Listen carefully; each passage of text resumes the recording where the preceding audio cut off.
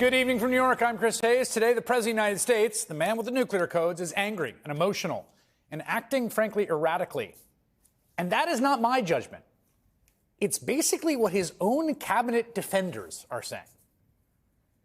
The president was totally annoyed that the Europeans did this, and so you're going to hear back from someone who emotionally cares about America. And why are Europeans picking on Kentucky bourbon Secretary or Lutnick, Harley-Davidson motorcycles? Are you saying this is an emotional response? It's disrespectful. He wants these countries to respect him, and all this showed you is that Europe and Canada do not respect Donald Trump. You know, if you make him unhappy, he responds unhappy. I mean, points for honesty. He was totally annoyed. That's the economic rationale. That was Commerce Secretary and Trump whisperer Howard Lutnick explaining how the president is just completely shocked that the trade war he launched out of nowhere for no reason against America's closest allies, Canada and the European Union, is suddenly blowing up in his face and threatening to tank the U.S. economy. You might have seen today stocks continued their impressively downward fall amid fears of higher prices from Trump's tariffs and threats and the air of uncertainty that hangs over everything. The S&P 500 fell below 10%, below its all-time high, raising concerns among investors. A sell-off might be happening soon, although it looks like it's already happening. This NASDAQ is already in that worrying territory. The Dow Jones was on track for its worst week since that string of high-profile bank failures in 2023. Again, all of this is happening not because banks failed or Russia invaded Ukraine or some huge macroeconomic structural thing happened. No, it's happening for literally no reason whatsoever other than Trump picking a fight with our neighbors and our neighbors fighting back. And Trump is big mad about it, throwing out new threats of massive tariffs and annexation of foreign territories in a vicious cycle of escalation.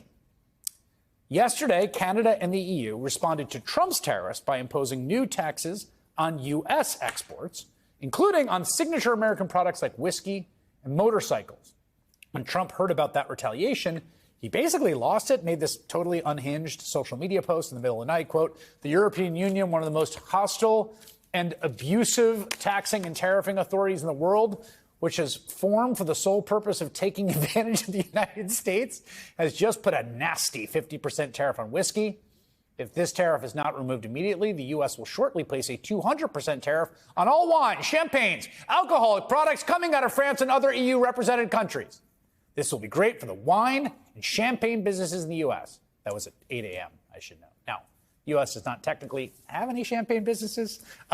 We are the biggest market for champagne, many other French wines. Trump is threatening a tax at such a high level, the price of a bottle of wine would essentially double, again, for Americans, right? Americans are going to pay that. Everybody who understands trade understands this is insane. I think even people who don't understand trade understand this is insane. It was a point that even Emma Tucker, the editor of the very right-wing Wall Street Journal, made this morning.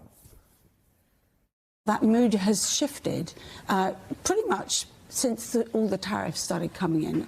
I think businesses realises now Trump is serious about this. But the problem they've got is that they're being imposed in a very haphazard way, and that's creating so much instability. When a company has to pay more for its input, will they typically pass it on to the consumer, do you think? I think eventually they're going to have to. Yeah. No, they eat it.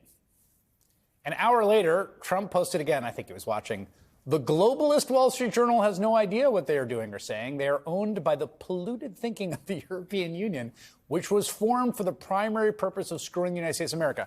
I have to say this because we keep saying it.